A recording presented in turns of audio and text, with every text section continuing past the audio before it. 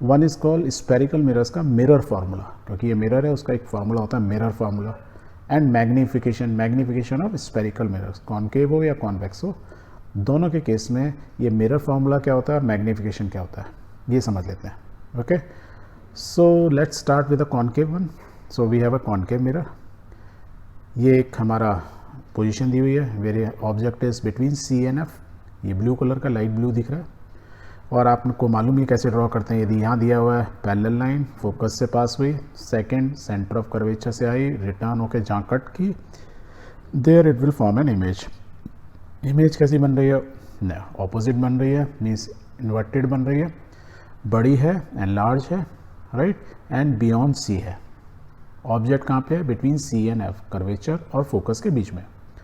ये कंडीशन आपको दी हुई है, राइट। अब इसमें हम कुछ चीज़ें लिखते हैं, जैसे कि हमने पढ़ा था कि जो फोकस एफ मीन्स क्या होता है? पोल, और एफ और पी मीन्स पी से मैं डिस्टेंस मेज़र करूँगा तो वो कितना होगा उसको बोलते हैं ना फोकल लेंथ, तो उसको स्मॉल एफ से डिनोट करते हैं।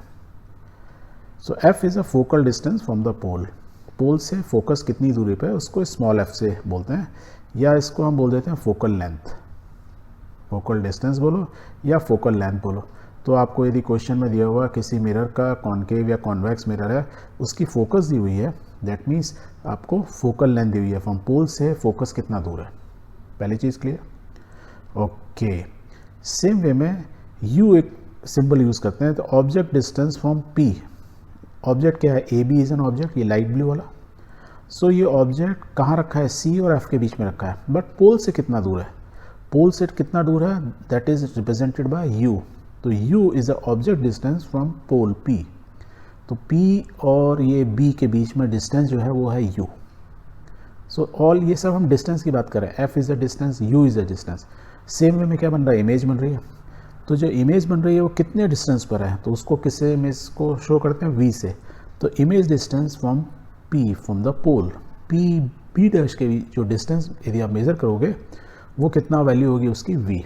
तो इसको वी से रिप्रेजेंट, इसको यू से, इसको एफ से।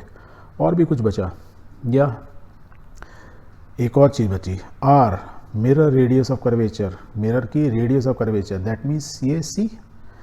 या तो हम इसको आर से प्रेजेंट करते हैं, नॉर्मली कैपिटल नहीं, नॉर्मली स्मॉल आर लेते हैं।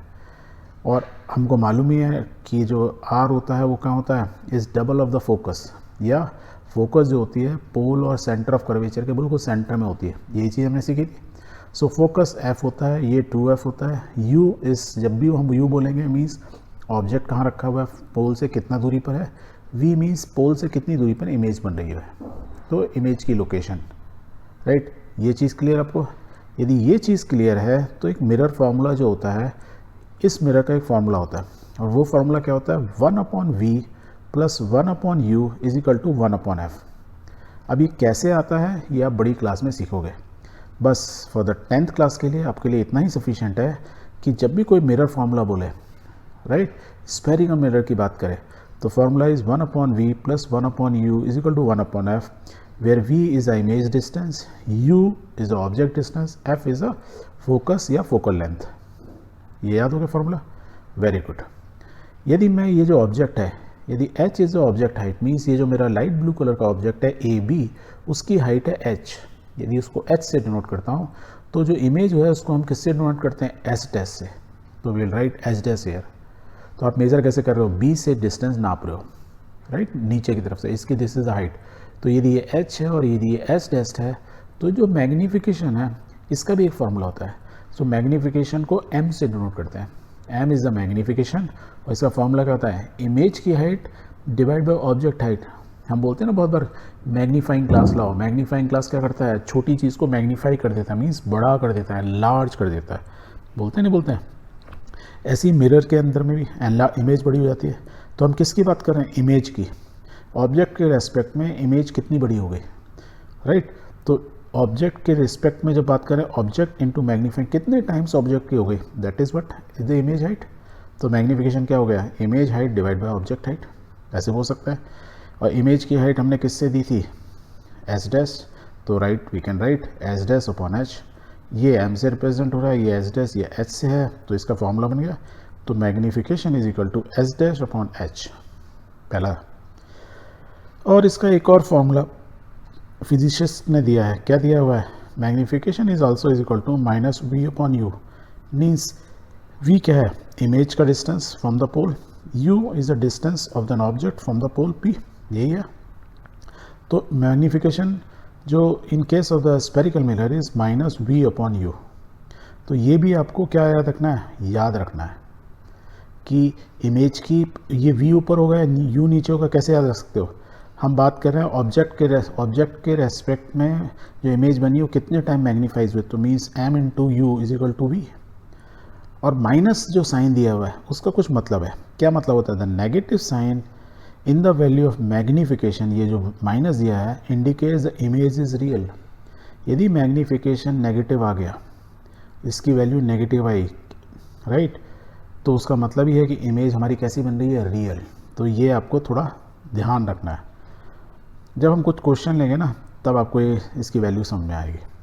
तो कॉनकेव मिरर हो गया, कॉनकेव मिरर में यू वी 2f f ये तो क्लियर है। यदि ये क्लियर है तो मिरर फॉर्मूला तो बहुत आसान है, 1 upon v plus 1 upon u is equal to 1 upon f. Magnification क्या है, हाइट ऑफ द इमेज की हाइट, ऑब्जेक्ट की हाइट, h dash upon h is equal to v upon u minus sign. Okay, let's take the convex mirror. तो convex mirror में भी हमने इमेज बना ली, एक तो इन्फिनिटी वाली थी और एक कोई भी पोजीशन यही थी, तो इसी को बना लेते हैं। अब चलो इसमें भी देखते हैं, इसके अंदर क्या होगा, u मीन्स ये distance from the pole, object का डिस्टेंस। v क्या होगा इसमें, ये होगा फ्रॉम पोल से b डैश, ये वाला v हो गया। f फोकस क्या होगी, ये वाली होगी, राइट साइड में फोकस है।